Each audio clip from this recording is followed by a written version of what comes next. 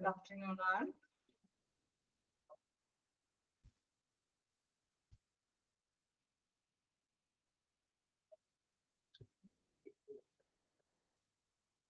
Good afternoon. So, we medical record first എടുത്തോ നിങ്ങൾ വായിച്ചു നോക്കുന്നുണ്ടാവും അല്ലേ?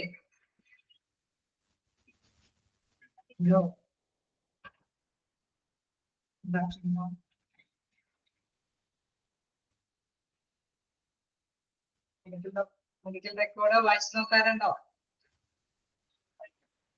പേജ് നമ്പറൊക്കെ ഒന്ന് ഷെയർ ചെയ്യാട്ടോ.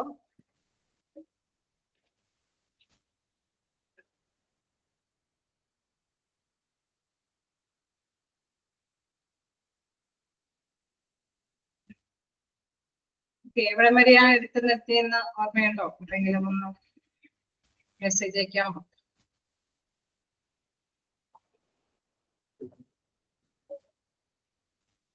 Release of information. Okay.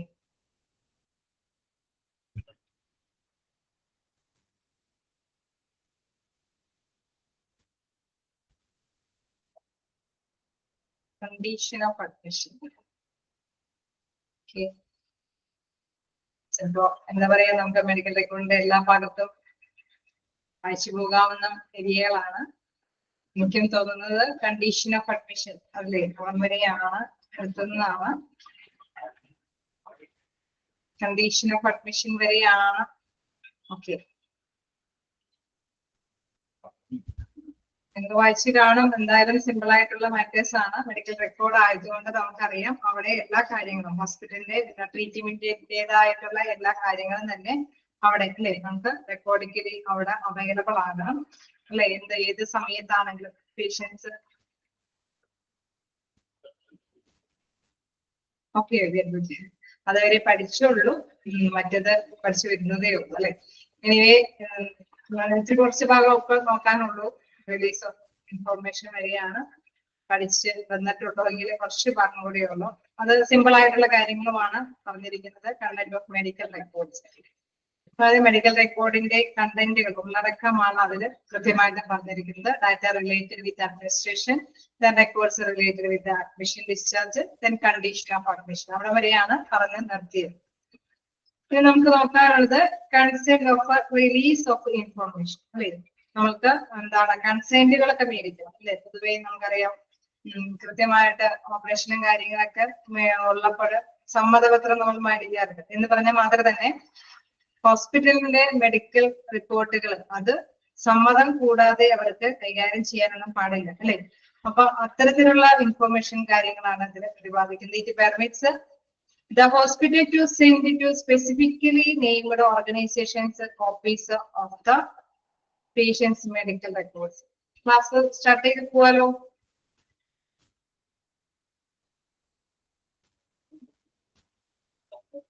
എല്ലാവരും എടുത്ത് കാണും അല്ലേ. അപ്പൊ നമ്മള് പറഞ്ഞു തുടങ്ങുന്നത് എന്താണ്? Consent of release of information. അപ്പൊ എല്ലായ്പ്പോഴും അല്ലെ വിവരങ്ങൾ എങ്ങനെ പുറത്തു വിടാനായിട്ടുള്ള അവസരങ്ങൾ നോക്കാം. It permits the hospital to send to specifically named organizations copies of the patients medical record. അതായത് ഏതെങ്കിലും ഒരു സ്പെഷ്യൽ ഓർഗനൈസേഷന്, അത് ഇപ്പൊ നമുക്ക് അറിയാം നമ്മുടെ ഹിസ്റ്റോറിക്കൽ ആയിട്ടുള്ള എന്തെങ്കിലും കാര്യങ്ങളെ കുറിച്ചിട്ട് അല്ലെങ്കിൽ ഗവൺമെന്റിന് എന്തെങ്കിലും കാര്യങ്ങൾ അല്ലെ ഹോസ്പിറ്റലിൽ നിന്ന് വേണമെന്നുണ്ട് അല്ലെ. അപ്പൊ സ്പെഷ്യൽ ഓർഗനൈസേഷന് വേണ്ടി മാത്രം വേണമെങ്കിൽ നമുക്ക് സ്പെഷ്യലായിട്ട് അവർക്ക് മെഡിക്കൽ റെക്കോർഡുമായി ബന്ധപ്പെട്ട, അതായത് ഈ കൺസെന്റിന്റെ സമ്മതത്തോടു കൂടിയിട്ട് നമുക്ക് ഇത്തരത്തിലുള്ള ഇൻ കേസ് ഹോസ്പിറ്റലിന് പക്ഷെ എല്ലാവർക്കും തന്നെ ഇത്തരത്തിലുള്ള വിവരങ്ങൾ ചോർത്തി കൊടുക്കാനായിട്ടൊന്നും പാടില്ല. പക്ഷെ കൃത്യമായിട്ട് ഉള്ള അല്ലെ ഓർഗനൈസേഷന് സ്പെസിഫൈ ചെയ്ത നെയിമുള്ള ഓർഗനൈസേഷന് നമുക്കറിയാം ആർക്കാണ് അനുവദനീയമായ ഓർഗനൈസേഷൻ എന്താന്നുള്ളത് ഹോസ്പിറ്റലിന് അറിയാം അല്ലെ. അപ്പൊ അത്തരത്തിലുള്ള അവർക്ക് മാത്രം ഹോസ്പിറ്റലിൽ പെർമിറ്റ് അനുവദിക്കുന്നു. നമുക്കറിയാം ചിലപ്പോഴൊക്കെ എന്തെങ്കിലും ഹിസ്റ്ററിക്കൽ ആയിട്ടുള്ള ഡാറ്റാസ് ചിലപ്പോൾ പുറത്തു വിടണമെന്ന് ഗവൺമെന്റ് ആവശ്യപ്പെട്ടാൽ, അതിന്റെയൊക്കെ അതോറിറ്റി അല്ലെങ്കിൽ അതുമായി ബന്ധപ്പെട്ട കൺസേൺ സ്ഥാപനങ്ങളൊക്കെ ആവശ്യപ്പെട്ടാൽ തീർച്ചയായിട്ടും റെക്കോർഡ്സ് അവർക്ക് അവൈലബിൾ ആക്കേണ്ടതായിട്ട് വരും ഇല്ലേ. എങ്ങനെ ഉണ്ടാവില്ലേ? ദെൻ എന്താണ് നെക്സ്റ്റ് നോക്കാം. ഉണ്ടാവുമോ?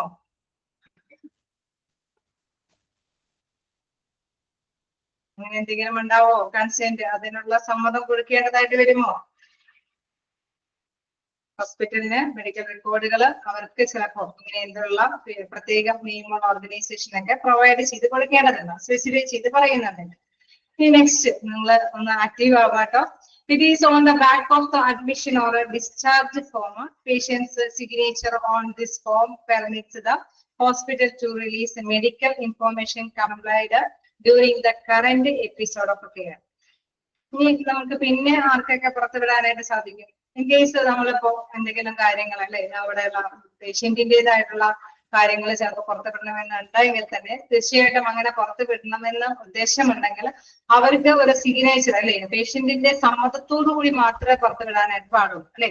അതുകൊണ്ടാണ് പറയുന്നത് it is the back of the admission or discharge form. Discharge ഫോമിന്റെയോ അല്ലെങ്കിൽ അഡ്മിഷന്റെയൊക്കെ ബാക്ക് സൈഡില് പേഷ്യന്റിന്റെ സിഗ്നേച്ചറിനോട് അല്ലെ ആ ഫോമില് തന്നെ പേഷ്യന്റിന്റെ സിഗ്നേച്ചറോട് കൂടിയ ഫോമൊക്കെ ഫില്ലപ്പ് ചെയ്ത് മാത്രമാണ് എന്താണ് ഇത്തരത്തിലുള്ള മെഡിക്കൽ ഇൻഫോർമേഷൻസ് അത് അവരുടെ തന്നെ അനുവാദത്തോടു കൂടിയാണ് പുറത്തുവിട്ടിരിക്കുന്നത് എന്നുള്ള പ്രൂഫ് കിട്ടാൻ വേണ്ടിയിട്ടാണ് അല്ലെ. അല്ലാതെ നമുക്ക് അറിയാം പേഷ്യന്റിന്റേതായിട്ടുള്ള റെക്കോർഡ്സുകളൊന്നും എല്ലാവർക്കും പബ്ലിസിറ്റി ആയിട്ട് കൊടുക്കാൻ പാടുള്ളതല്ല അല്ലെ. ഇൻ കേസ് സ്പെഷ്യൽ ഓർഗനൈസേഷൻ ആണെങ്കിൽ നമുക്കറിയാം അത് കൊടുക്കേണ്ടതായിട്ട് വരും. എന്താണ് ഹോസ്പിറ്റലിന് തന്നെ അത് സ്പെഷ്യൽ ആയിട്ടുള്ള ഓർഗനൈസേഷൻ ആയതുകൊണ്ട് കൊടുക്കേണ്ടതായിട്ട് വരും. അല്ലാത്ത പക്ഷം എന്താണ് പേഷ്യന്റിന്റെ സിഗ്നേച്ചറോട് കൂടിയിട്ട് അല്ലെങ്കിൽ ഡിസ്ചാർജ് ഫോമിന്റെയോ അഡ്മിഷന്റെയോ ഒക്കെ ബാക്ക് സൈഡിലുള്ള ഫോമില് അത് പ്രത്യേകം തന്നെ എഴുതി തയ്യാറാക്കി അല്ലെ നോട്ടബിൾ ആക്കിയതിനു ശേഷം മാത്രമാണ് ഇദ്ദേഹത്തിന്റെ പേഷ്യന്റിന്റേതായിട്ടുള്ള ഡീറ്റെയിൽസ് പകർന്നാലെ പ്രകാശനം ചെയ്ത് കൊടുക്കാനായിട്ട് പാടുള്ളൂ എന്നുള്ളത്. ഓക്കെ, ക്ലിയർ ആയോ? ഇതാണ് consent of release of information. Clear ആയോ? ക്ലിയർ ആവുന്നുണ്ടോ? ഹലോ, ഒന്നും കൂടി പറയാം. ഓക്കെ, അതായത് consent of release of information. നമുക്കറിയാം പേഷ്യന്റിനെ ഡയഗ്നോസ് ചെയ്യുന്ന കുറെ വിവരങ്ങളുണ്ട്, അവർക്ക് കൊടുക്കുന്ന മെഡിക്കൽ ആയിട്ടുള്ള ട്രീറ്റ്മെന്റിന്റേതായ കുറെ ഡീറ്റെയിൽസും കാര്യങ്ങളൊക്കെയാണ് അല്ലെ. അപ്പൊ അത് എല്ലാവർക്കും നമുക്ക് പബ്ലിക്കായിട്ട് പ്രൊവൈഡ് ചെയ്ത് കൊടുക്കാൻ പറ്റുമോ എന്നുള്ളതാണ് എന്റെ ആദ്യത്തെ ക്വസ്റ്റ്യൻ. അങ്ങനെ കൊടുക്കാൻ സാധിക്കുമോ? വിവരങ്ങളെല്ലാം ആര് വന്ന് ചോദിച്ചാലും മെഡിക്കൽ ഡിപ്പാർട്ട്മെന്റിൽ നിന്ന് കൊടുക്കാനായിട്ട് സാധിക്കുകയില്ല. എങ്ങനെയുള്ളവർക്കാണ് കൊടുക്കാൻ സാധിക്കുമെന്ന് ഇവിടെ എടുത്ത് പറയുന്നത്? രണ്ട് സാധ്യതയുള്ള കാര്യം പറയുന്നുണ്ട്. It permit the hospital to send to specifically named organizations copies of the patients medical record. Specifically named organization എന്ന് പറയുന്നുണ്ട്, പക്ഷെ അത് ഏതാണെന്നൊന്നും പ്രത്യേകം പറയുന്നില്ല. നമ്മൾ മൈൻഡിലേക്ക് കൊണ്ടുവരിക. നമുക്കറിയാം ഹോസ്പിറ്റലിൻ്റെതായിട്ടുള്ള റെക്കോർഡ്സും കാര്യങ്ങളും ചിലപ്പോഴൊക്കെ നമുക്കറിയാം നമ്മൾ പബ്ലിക്കായിട്ട് തന്നെ എന്താണ് നമ്മള് ന്യൂസിലൊക്കെ നമ്മൾ അറിയാറുണ്ട്. ഇന്ന ഹോസ്പിറ്റലില് ഈ ടൈമില് ഇത്രയും പേഷ്യൻസ് ഒക്കെ അഡ്മിഷൻ ഉണ്ടായിരുന്നു, ഇത്രയും പേഷ്യന്റിന്റെ ആരോഗ്യനില വഷളായിരുന്നു, ഇത്രയും പേര് മരണപ്പെട്ടു, അങ്ങനെയൊക്കെ ഹിസ്റ്റോറിക്കൽ ആയിട്ടുള്ള കുറെ കാര്യങ്ങൾ അത് അവർക്ക് കിട്ടണമെങ്കിൽ നമുക്കറിയാം മെഡിക്കൽ ഡിപ്പാർട്ട്മെന്റിൽ നിന്നാണ് അവൈലബിൾ ആകുന്നത്. അപ്പൊ സ്പെഷ്യൽ ആയിട്ടുള്ള അത്തരത്തിലുള്ള ഓർഗനൈസേഷന് തീർച്ചയായിട്ടും അങ്ങനെ ഗവൺമെന്റിന്റെ സൈഡിൽ നിന്നൊക്കെ ആവശ്യപ്പെട്ട് കഴിഞ്ഞാൽ തീർച്ചയായിട്ടും അവർക്ക് കൊടുക്കേണ്ടതായിട്ട് വരും. ഉണ്ടാകുമോ? ഉണ്ടാകോ? അപ്പൊ അത്തരത്തിലുള്ള ആ ഒരു ഓർഗനൈസേഷൻ ടീമുകൾക്കൊക്കെ നമുക്ക് അറിയാം അവർക്ക് പെർമിഷനോട് കൂടി കൊടുക്കേണ്ടതായിട്ടുണ്ടാവും. നെക്സ്റ്റ് പറയുന്ന ആർക്കാണ് കൊടുക്കേണ്ടതെന്ന് പറയുമ്പോൾ it is on the back of the admission or discharge form. Patient signature on this form permits the hospital to release medical information complied during the current episode of care. അപ്പൊ എന്താണ് പറയുന്നത് ഇവിടെ? മറ്റൊരു കൂട്ടർക്കാണ് കൊടുക്കാമെന്ന് പറയുന്നത്. അതായത് സമ്മതത്തോടു കൂടിയുള്ള കൊടുക്കലാണ്. അതായത് പേഷ്യന്റിന്റെ സമ്മതത്തോടു കൂടിയിട്ട്. ചിലപ്പോൾ നമുക്കറിയാം നമ്മുടെ റിലേറ്റീവ്സ് ആരെങ്കിലും ഡോക്ടേഴ്സോ അങ്ങനെ എന്തെങ്കിലും ആൾക്കാരുണ്ടെന്ന് വെച്ചോ, അപ്പൊ അവർക്ക് കൊടുക്കണം. പക്ഷെ നമുക്കറിയാം എല്ലാവർക്കും പെർമിഷൻ ഇല്ലായിരുന്നു.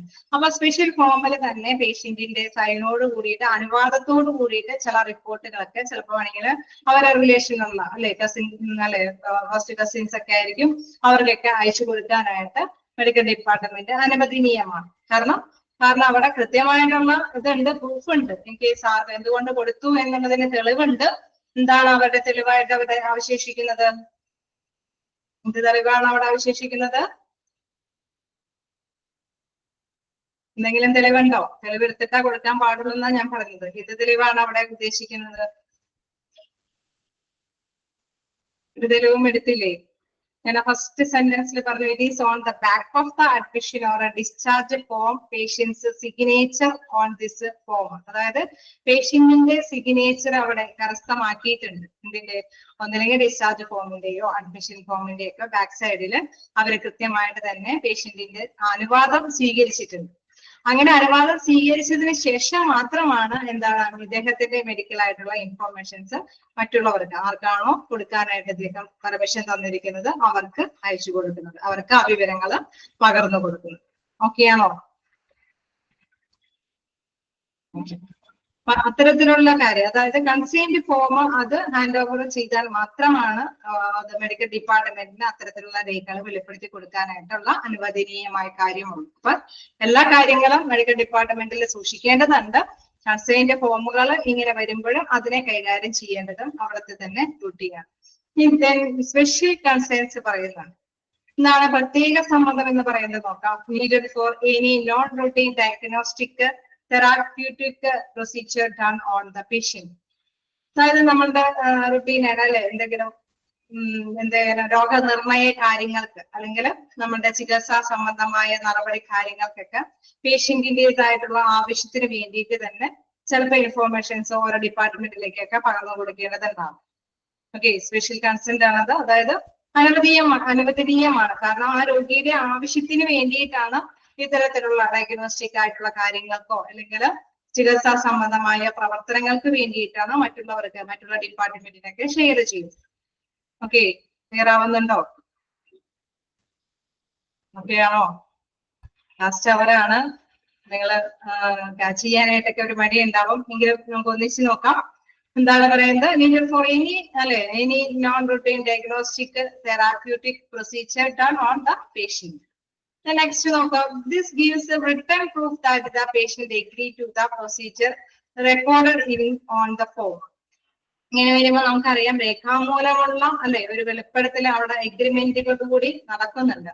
This gives a written proof that the patient agrees to procedure. ഈ പ്രൊസീജിയർ ഒക്കെ നടത്തുമ്പോൾ നമുക്കറിയാലോ, ഓപ്പറേഷൻ ഒക്കെ നടത്തുന്ന സമയത്ത് അവിടെ കൃത്യമായിട്ട് തന്നെ എന്താണ് നമ്മളുടെ ഡീറ്റെയിൽസുകളൊക്കെ കൊടുക്കുന്നതുകൊണ്ട് ആ കൊടുക്കുന്നതോടൊപ്പം തന്നെ നമ്മളെ സൈനൊക്കെ സ്വീകരിക്കും അവര് ശേഖരിക്കും. കാരണം അത് ആവശ്യമുള്ള സെന്ററുകളിലേക്കൊക്കെ എത്തിക്കേണ്ടതൊക്കെ കൃത്യമായിട്ട് അതിന് ആവശ്യമായിട്ടുള്ള എക്യുപ്മെന്റ്സ് ഒക്കെ അവർക്ക് കളക്ട് ചെയ്യേണ്ടതുണ്ട്. അങ്ങനെ എല്ലാ കാര്യങ്ങളും ഉണ്ട് അപ്പൊ അതിനനുസരിച്ചിട്ടുള്ള ഒരു എഗ്രിമെന്റ് അവിടെ നടത്തുന്നുണ്ട്. അതായത് ഇന്ന ഓപ്പറേഷന് ഇന്ന സമയത്ത് വിധേയമാകണം, അപ്പൊ അതിന് വിധേയമാണ് അങ്ങനെയൊക്കെയുള്ള ഒരു എഗ്രിമെന്റ് സൈൻ ചെയ്തിട്ടാണ് നമ്മുടേതായിട്ടുള്ള. അപ്പൊ നമുക്കറിയാം ആ എഗ്രിമെന്റിനോടൊപ്പം തന്നെ ഒരു കോൺട്രാക്ട് ഏർപ്പെടുകയാണ് നമ്മുടെ വിവരങ്ങളെല്ലാം അവർക്ക് നമുക്കറിയാം. എക്യുപ്മെന്റ്സ് വേണ്ടുന്നവർക്കൊക്കെ ഇന്ന വ്യക്തിക്ക് ഇന്ന ഓപ്പറേഷൻ ഉണ്ട്, ഇത്തരം എക്യുപ്മെന്റ്സ് അവിടെ വേണം, ഇന്ന മെഡിസിൻസ് ഈ വ്യക്തിക്ക് വേണം, കാരണം ഈ വ്യക്തിക്ക് ഇന്ന അനസ്തേഷ്യൻ ആവശ്യമുണ്ട് എല്ലാ ഡിപ്പാർട്ട്മെന്റിലേക്ക് ഷെയർ ചെയ്യേണ്ടതായിട്ട് വരും. ഓക്കെ, അവിടെ ആ എഗ്രിമെന്റ് ബേസിൽ തന്നെയാണ് അത് ഷെയർ ചെയ്യുന്നത്. Then next നോക്കാം. Condition of participation require that the medical staff bylaws and rules and regulations state that a surgical operation may be executed only on consent of the patient or a legal representative expected in emergencies. അതായത് emergencies അല്ലാത്ത സമയങ്ങളിലെല്ലാം തന്നെ നമുക്കറിയാം പെട്ടെന്ന് ഒരു operation വേണമെന്ന് പറയുകയാണെങ്കിൽ തീർച്ചയായിട്ടും അത് എമർജൻസി സമയമാണ്. പെട്ടെന്ന് ഒരു നമുക്കറിയാം ഒരു ഡെലിവറിയുമായി ബന്ധപ്പെട്ട കാര്യമാണ്. ചിലപ്പം ആ ടൈമൊന്നും ഉണ്ടായി കാണണമെന്നില്ല, പെട്ടെന്ന് തന്നെ നമുക്കറിയാം പേഷ്യന്റിനെ കയറ്റിയിട്ട് അങ്ങനത്തെ കേസ് ആണെങ്കിൽ ഓപ്പറേഷൻ ചെയ്യണം. നമുക്കറിയാം ഓപ്പറേഷൻ ചില ക്രിട്ടിക്കൽ കെയർ സമയങ്ങളിലൊക്കെ ഓപ്പറേഷൻ ഇത്തരത്തിലുള്ള സിഗ്നേച്ചറോ ഒന്നും മേടിക്കാതെ തന്നെ ഒരു ലോയൊന്നും നിയമങ്ങളൊന്നും പാലിക്കാതെ തന്നെയാണ് നടപ്പാക്കുന്നത്. ആ ടൈമിൽ നമുക്കറിയാം പേഷ്യന്റിന്റെ റിലേറ്റീവ്സിനെ കൊണ്ടൊക്കെ മിക്കപ്പോഴൊക്കെ സൈൻ ചെയ്യിപ്പിക്കും അപ്പൊ അത്തരത്തിലുള്ള കണ്ടീഷൻ അവിടെ ഉണ്ട്. നമുക്കറിയാം അല്ലാത്ത ടൈമിൽ പേഷ്യന്റിന്റെ സിഗ്നേച്ചർ വേണ്ടിയിരിക്കുന്ന സമയത്ത് പേഷ്യന്റിന്റെ സിഗ്നേച്ചർ മസ്റ്റ് ആയിട്ട് നോട്ട് ചെയ്യും. ഇൻ കേസ് എമർജൻസി ടൈമുകളൊക്കെ ആണെങ്കിൽ തീർച്ചയായിട്ടും അവർക്ക് നോട്ട് ചെയ്യാനായിട്ട് സാഹചര്യം അനുവദനീയമല്ലാത്തത് കൊണ്ട് എന്താണ് അവര് ചിലപ്പോ വേണമെങ്കിൽ നമ്മുടെ കസിൻസിനോടൊക്കെ അനുവാദം ചോദിച്ചിട്ടായിരിക്കും ഇത്തരത്തിലുള്ള പ്രവർത്തനങ്ങളൊക്കെ നടത്തുന്നത് എന്നുള്ളത്. അപ്പൊ അവിടെ കൺസേൺസുകളുടെ പ്രാധാന്യമാണ് വിവരിക്കുന്നത്. അതായത് ഒപ്പുകളുടെ ആരുടെയെങ്കിലും ഒരു സമ്മതത്തിന്റെ പ്രാധാന്യം. ഓപ്പറേഷൻ തിയേറ്ററിലാണ് പൊതുവെ ഈ സമ്മതങ്ങളൊക്കെ നമ്മൾ നേരിട്ട് അഭിമുഖീകരിക്കാറ് ACR ഉള്ളത് ആ സമയത്തൊക്കെ അതാണ് അവിടെ സ്പെഷ്യൽ കൺസേൺസ് എന്ന് പറയുന്നത്. ഉണ്ടോ? സ്പെഷ്യൽ കൺസേൺസ് ഒക്കെ അങ്ങനെ സംഭവിക്കാറുണ്ടോ ഓപ്പറേഷന്റെ സമയത്ത്? ആരെങ്കിലും അതിനൊക്കെ ഉണ്ടാവില്ലേ? പുള്ളൊക്കെ അറിയുന്നെങ്കിലും ഓക്കെ ഉണ്ട്. ചിലരൊക്കെ അതിന് സൈൻ ചെയ്ത് കൊടുക്കേണ്ട അവസ്ഥയൊക്കെ ഉണ്ടായിട്ടുണ്ട് അല്ലെ? അപ്പൊ നമുക്ക് അറിയാം കൺസേൺസ്, സ്പെഷ്യൽ കൺസേൺസ് വരുന്ന സമയങ്ങളിൽ ചിലപ്പോഴൊക്കെ എന്തെങ്കിലും എന്താ പറയുക ചികിത്സ സംബന്ധമായ കാര്യങ്ങൾക്കൊക്കെ ഒപ്പ് ശേഖരിക്കാറുണ്ട്. ഇൻ കേസ് അതേമാതിരി തന്നെ എന്തെങ്കിലും അല്ലെ പ്രൊസീജിയേഴ്സ് നടപടിക്രമങ്ങളുമായി ബന്ധപ്പെട്ട് വരുമ്പോൾ നമുക്കറിയാം written proof that patient agree to procedure recorded in on the ഫോമിൽ തന്നെ റിട്ടേൺ ആയിട്ട് എഴുതി തയ്യാറാക്കി നമ്മളിൽ നിന്ന് സമ്മതം നേടിയതിനു ശേഷമാണ് ചില കാര്യങ്ങളൊക്കെ നടക്കാറ്. പ്രത്യേകിച്ച് ഓപ്പറേഷന്റെ സമയത്ത് നമുക്കറിയാം ഓപ്പറേഷൻ തിയേറ്ററിൽ എമർജൻസി അല്ലാത്ത കേസുകളിലൊക്കെ സമ്മതപത്രം എഴുതി ഒപ്പിടിച്ചിട്ട് മാത്രമാണ് അവര് കാര്യങ്ങളൊക്കെ ചെയ്യാറുള്ളത്. കാരണം ഇത്തരത്തിലുള്ള മറ്റുള്ള വിവരങ്ങളെല്ലാം എല്ലാവർക്കും ഷെയർ ചെയ്യാനായിട്ടുള്ള പെർമിഷനും അങ്ങനെയുള്ള സാഹചര്യത്തിന് മാത്രമാണ് ഡിപ്പാർട്ട്മെന്റിന് ഉള്ളത്. ഓക്കെ, അപ്പൊ നമ്മളുടെ സമ്മതത്തിന്റെ കാര്യം രണ്ട് രീതിയിൽ മനസ്സിലാക്കി. ഒന്ന് നമ്മുടേതായിട്ടുള്ള ഡീറ്റെയിൽസ് ആർക്കൊക്കെ കൊടുക്കാം എന്നുള്ളത്, മറ്റൊന്ന് ഹോസ്പിറ്റലിൽ എന്തിനൊക്കെ സമ്മതം അല്ലെ മേടിക്കുന്നു എന്നുള്ളത്. പ്രധാനമായിട്ടും തെറാപ്യൂട്ടിക് അല്ലെ ഡയഗ്നോസ്റ്റിക് പ്രൊസീജിയേഴ്സിനൊക്കെ മേടിക്കും ഓപ്പറേഷൻ തിയേറ്ററിൽ, അല്ലെങ്കിൽ പ്രത്യേകം എഴുതി തയ്യാറാക്കിയ ചില ഡീറ്റെയിൽസ് കാര്യങ്ങൾക്കൊക്കെ നമുക്ക് സമ്മതപത്രം മേടിക്കും. ഇൻ കേസ് ഡിസ്ചാർജ് ചെയ്ത് കൊണ്ടുപോകുന്ന സമയങ്ങളിലോ അല്ലെ നമുക്ക് ചിലപ്പോൾ ഡോക്ടേഴ്സ് അല്ലെ ഒരു ഹോസ്പിറ്റലിലേക്കൊക്കെ ഡിസ്ചാർജ് ചെയ്ത് അല്ലെങ്കിൽ നിർബന്ധപൂർവ്വമൊക്കെ പേഷ്യൻസിനൊക്കെ കൊണ്ടുപോകുന്ന സാഹചര്യങ്ങളിലെല്ലാം ആ ഒരു ഫോം എഴുതി തയ്യാറാക്കി സമ്മതപത്രം ഒപ്പിടിക്കാറുണ്ട് ഇല്ലേ? ഉണ്ടാവാറില്ലേ?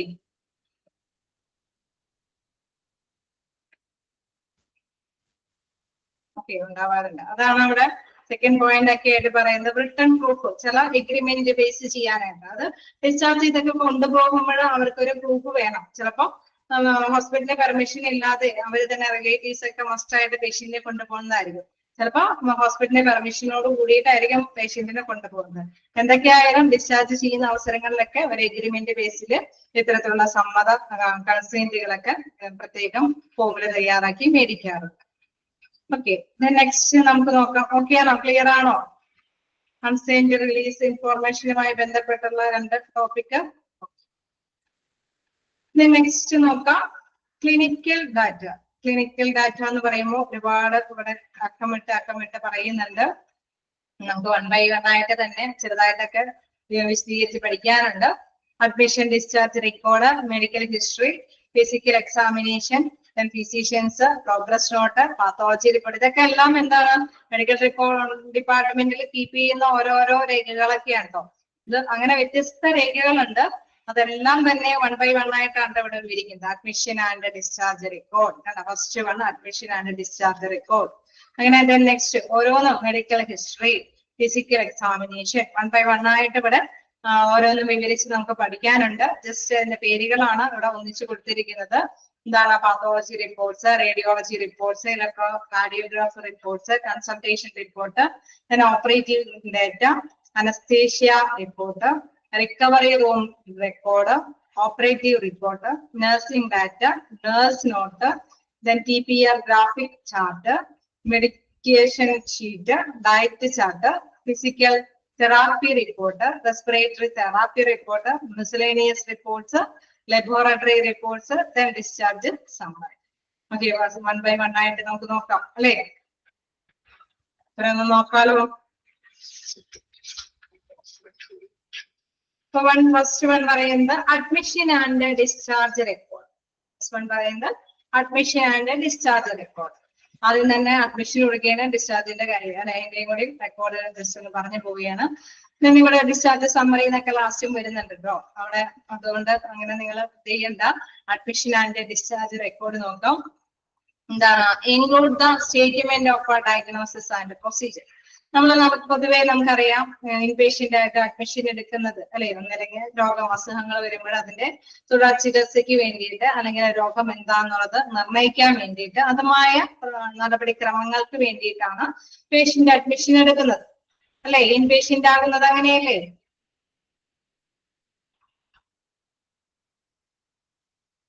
ഓക്കെ, അപ്പൊ അത് തന്നെയാണ് ഫസ്റ്റ് പോയിന്റ് പറയുന്നത്. Includes the statement of diagnosis and procedures. അവിടെ എന്താണ് സ്റ്റേറ്റ്മെന്റ്, എന്താണ് രോഗം കണ്ടുപിടിച്ചിരിക്കുന്നത് അല്ലെ, അല്ലെങ്കിൽ അതിൻ്റെതായിട്ടുള്ള പ്രൊസീജിയറുമായിട്ടുള്ള കാര്യങ്ങളൊക്കെ അതിന്റെ സ്റ്റേറ്റ്മെന്റ് തയ്യാറാക്കേണ്ടതുണ്ട്. നമുക്കറിയാം ഇന്ന പേഷ്യന്റ് ഇന്ന സമയത്ത് അവിടെ അഡ്മിഷൻ വന്നു, ഇന്ന അസുഖങ്ങളായിട്ടാണ് വന്നിരിക്കുന്നത്. അങ്ങനെ അവരൊരു സ്റ്റേറ്റ്മെന്റ് സ്റ്റാർട്ട് ചെയ്തിട്ടാണ് അഡ്മിഷൻ മറ്റേ ട്രീറ്റ്മെന്റ് സ്റ്റാർട്ട് ചെയ്ത് പോകുന്നത്.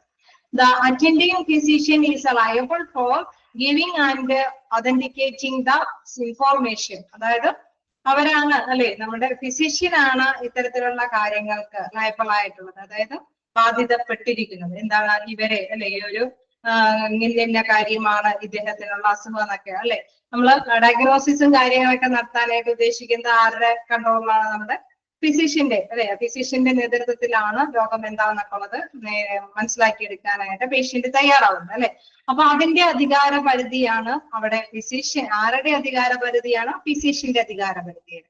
All diagnosis and procedure need well written in full without the symbols and abbreviation. അതുകൊണ്ട് തന്നെ ഇത്തരത്തിലുള്ള സമ്മറി അല്ലെ, ഈ സ്റ്റേറ്റ്മെന്റ് തയ്യാറാക്കുമ്പോൾ അദ്ദേഹത്തിന്റെ കൺട്രോളിൽ തന്നെ എന്താണ് നമുക്കറിയാം, ജൂനിയർ ഡോക്ടേഴ്സ് ഒക്കെ ആയിരിക്കും ഈ സമ്മറികളൊക്കെ തയ്യാറാക്കുന്നത്. പക്ഷെ സിഗ്നേച്ചർ ആരുടെ ആയിരിക്കും? ഈ അഡ്മിഷനുമായി ബന്ധപ്പെട്ട കാര്യങ്ങളുടെയൊക്കെ സിഗ്നേച്ചർ ആരുടെ ആയിരിക്കും? ഫിസിഷ്യന്റെ ആയിരിക്കും അല്ലെ. ആരാണോ അഡ്മിഷൻ എടുത്തിരിക്കുന്ന ഡോക്ടർ, ആരുടെ അണ്ടറിലാണോ ഈ രോഗി വന്നിരിക്കുന്നത്, ആ വ്യക്തിയായിരിക്കും ഈ സ്റ്റേറ്റ്മെന്റിന്റെ ഫൈനലൈസേഷൻ നടത്തേണ്ടത്. കാരണം അതോറിറ്റി അല്ലെ, അദ്ദേഹമാണ് ലയബിൾ ആയിട്ടിരിക്കുന്ന person. But the attending physician is liable for giving and authenticating the information. All diagnosis and procedures need well written അല്ലെ, എല്ലാം തന്നെ നന്നായിട്ട് എഴുതി തയ്യാറാക്കണമെന്ന് പറയുന്നു. വിത്തൗട്ട് എന്താണ് സിംബൽസ് ആൻഡ് അബ്രിവേഷൻ, സിംബലുകളോ അല്ലെങ്കിൽ ഷോർട്ട് ഫോമുകളോ വെച്ചിട്ട് ആയിരിക്കരുത് ഈ വ്യക്തിയുടെ, ഇൻപേഷ്യന്റ് ആയ വ്യക്തിയുടെ ഡയഗ്നോസിസും അല്ലെങ്കിൽ നടപടിക്രമങ്ങളും എഴുതി തയ്യാറാക്കേണ്ടത് എന്നുള്ളത്. ഓക്കെ, ക്ലിയർ ആയോ? അഡ്മിഷൻ റെക്കോർഡ് ക്ലിയർ ആയോ? നെക്സ്റ്റ് ഓക്കെ ആണോ? Second point, the attending physician is liable for giving and authenticating the information. അതായത് ഇത്തരത്തിലുള്ള അഡ്മിഷൻ എടുക്കേണ്ടത്, നമുക്കറിയാം ഒരു പേഷ്യന്റ്, ഞാനിപ്പോ ഹോസ്പിറ്റലിൽ ചെന്നു, ഡോക്ടറെ കണ്ടു, എനിക്ക് അഡ്മിഷൻ വേണമെന്ന് ഡോക്ടർ പറയുകയാണ്. അപ്പൊ ആരാണ് അവിടെ നമ്മളെ നിർദ്ദേശിക്കുന്നത്? നമ്മളെ നോക്കുന്ന ഡോക്ടർ അല്ലേ. ഏതെങ്കിലും ഒരു നേഴ്സ് പറയാണ് നിങ്ങൾ ഇന്ന് അഡ്മിറ്റ് ചെയ്തോളാം, അല്ലെങ്കിൽ അറ്റൻഡർ പറയാണ് നിങ്ങൾ ഇവിടെ അഡ്മിറ്റ് ആവണമെന്ന് പറഞ്ഞാൽ നമ്മൾ അഡ്മിറ്റ് ആവോ? ഇല്ല, നമുക്ക് അതിനുള്ള അല്ലെ, നമുക്ക് അതിനുള്ള ഫെസിലിറ്റീസ് അവർ പറയില്ല, തരില്ല അല്ലെ. ഏത് ഡോക്ടറിനെയാണ് നമ്മൾ കാണുന്നത്? ഇവിടെ കൃത്യമായിട്ട് ഒരു ഫിസിഷ്യനെയാണ് നമ്മളിപ്പോ കാണുന്നതെങ്കിൽ കൃത്യമായിട്ട് അദ്ദേഹത്തിന്റെ കൺട്രോളിൽ തന്നെയായിരിക്കും നമ്മൾക്ക് അഡ്മിഷൻ കിട്ടുക അല്ലെ. അപ്പൊ അദ്ദേഹം അതിന് ലയബിൾ ആയിരിക്കും അല്ലെ, ആ ഒരു ബാധ്യസ്ഥനാണ് എന്ത്, ഈ ഒരു വ്യക്തിയുടെ അഡ്മിഷനുമായി ബന്ധപ്പെട്ട കാര്യങ്ങൾക്ക്. അപ്പൊ അദ്ദേഹം എന്താണ്, അദ്ദേഹം ഏത് സമയത്ത് നമുക്കറിയാം അത് എഴുതി തയ്യാറാക്കുന്നതൊക്കെ ഒരു പക്ഷേ നഴ്സുമാരോ ജൂനിയർ ഡോക്ടേഴ്സ് ഒക്കെ ആയിരിക്കും. ഇന്ന സമയത്ത് എന്നെ പേഷ്യന്റ് വന്നു, ഇദ്ദേഹത്തിന്റെ ലക്ഷണങ്ങൾ എങ്ങനെയായിരുന്നു, ഞങ്ങൾ ഇന്ന മെഡിസിൻ കൊടുത്ത് ട്രീറ്റ്മെന്റ് സ്റ്റാർട്ട് ചെയ്തു അല്ലെ. അന്നത്തെ ദിവസത്തെ കാര്യങ്ങളൊക്കെ അവർ ജസ്റ്റ് വിശദമായിട്ടൊക്കെ എഴുതും. പക്ഷെ അവിടെ അണ്ടറില് മിക്കവാറും സിഗ്നേച്ചർ ആരുടെ മേടിക്കേണ്ടതായിട്ട് തീർച്ചയായിട്ടും ആ സിഗ്നേച്ചർ ആരുടെ ആയിരിക്കണം? ഏത് ഡോക്ടറിന്റെ അണ്ടറിലാണോ ഈ അഡ്മിഷൻ എടുത്തിരിക്കുന്നത് ആ ഡോക്ടറിന്റെ സിഗ്നേച്ചർ മേടിക്കേണ്ടതായിട്ട് വരും. ഓക്കെ, ക്ലിയർ ആയോ? അവിടെ പ്രത്യേകം എടുത്തു പറയുന്ന ഒരു കാര്യം എന്താണ്, സിമ്പിൾ ആയിട്ട് ഒബ്രിവേഷന്റെ മോഡലിലൊന്നും എഴുതി തയ്യാറാക്കാനായിട്ട് പാടുള്ളതല്ല എന്ന്. ഓക്കെ, ചിലപ്പോ നമുക്കറിയാം നമ്മളുടെ റിപ്പോർട്ടുകളൊക്കെ ജസ്റ്റ് നോക്കുമ്പോൾ അറിയാം അതൊക്കെ ചിലപ്പോൾ സിമ്പിളും ചില അബ്രിവേഷൻ രൂപത്തിലൊക്കെ ആയിരിക്കും. എനിവേ അങ്ങനെ പ്രത്യേകം അങ്ങനെ എടുത്ത് പറയുന്നു. മെഡിക്കൽ ഹിസ്റ്ററി അടുത്തത് നോക്കാം. മെഡിക്കൽ ഹിസ്റ്ററി ആണ്. എന്താണ് മെഡിക്കൽ ഹിസ്റ്ററിയിൽ പറയുന്നത്? The data physician uses to establish a preliminary professional diagnosis on which to base the treatment of the patient includes. അതായത് നമുക്കറിയാം അദ്ദേഹത്തിന് ഒരു പേഷ്യന്റിനെ ഒന്ന് വെരിഫൈ ചെയ്യുമ്പോൾ അല്ലെ, അദ്ദേഹത്തിനെ പരിശോധിക്കുമ്പോൾ എക്സാമിൻ ചെയ്യുമ്പോൾ എന്താണ് നമുക്കറിയാം സാധാരണയായിട്ട് പ്രൈമറി ആയിട്ട് എന്താണ് അദ്ദേഹത്തിന്റെ ലക്ഷണം എന്നൊക്കെ ഉള്ളത് അദ്ദേഹം മനസ്സിലാക്കും അല്ലെ. എന്ത് ബേസ് ചെയ്തിട്ടാണ് ട്രീറ്റ്മെന്റ് തുടങ്ങണേന്ന് അദ്ദേഹം മനസ്സിലാക്കും അല്ലെ. സാധാരണയായിട്ട് ഏത് ഡോക്ടർ ആണെങ്കിലും അതുമായി ബന്ധപ്പെട്ട ലക്ഷണത്തോടു കൂടി ആയിരിക്കും പേഷ്യൻസ് അല്ലെ. ഒരു ENT കാണുന്ന ഡോക്ടർ അതിന്റെ അല്ലെ അതുമായി ബന്ധപ്പെട്ട ലക്ഷണത്തോടു കൂടിയായിരിക്കും ആ പേഴ്സൺസ് ചെല്ലുന്നത് അല്ലെ. അപ്പൊ അവരെ ജസ്റ്റ്ലി പ്രൈമറി ഇൻവെസ്റ്റിഗേഷൻ ഒക്കെ നടത്തി എക്സാമിൻ ചെയ്ത് കഴിയുമ്പോൾ അവർക്ക് അവരുടേതായ ഡീറ്റെയിൽസ് ഉണ്ട്.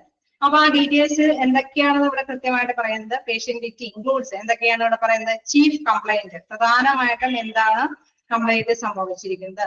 പ്രസന്റ് ഇൽനെസ് ഇപ്പൊ നിലവില് ഇപ്പൊ നമുക്കറിയാം എന്തെങ്കിലും വലിയ കംപ്ലൈന്റുകൾ ഉണ്ടായിട്ടുണ്ടോ ഇപ്പൊ അദ്ദേഹത്തെ അത് ഡോക്ടറിന്റെ പരിശോധനയിലാണ് മനസ്സിലാവുന്നത് അല്ലെ. അപ്പൊ പരിശോധനയിൽ എന്താണോ ഇമ്പോർട്ടന്റ് ആയിട്ടുള്ള കംപ്ലൈന്റ് എന്നുള്ളത് ആദ്യം നോട്ട് ചെയ്യും അല്ലെ chief complaint. Then present illness ഇപ്പോ നിലവിൽ എന്താണ് അസുഖമായിട്ട് ഉള്ളത്. പാസ്റ്റ് മെഡിക്കൽ ഹിസ്റ്ററി ഇവരോട് ചോദിച്ചറിയും അല്ലെ നിങ്ങൾക്ക് എന്താ തുടങ്ങിയത് എപ്പോഴാണ് ഈ അസുഖത്തിന്റെ ലക്ഷണങ്ങളൊക്കെ സ്റ്റാർട്ട് ചെയ്തത് എങ്ങനെയാണ് അല്ലെ പെയിൻ ഉണ്ടായിരുന്നു അങ്ങനെയൊക്കെയുള്ള കാര്യങ്ങളൊക്കെ ചോദിച്ചറിയും.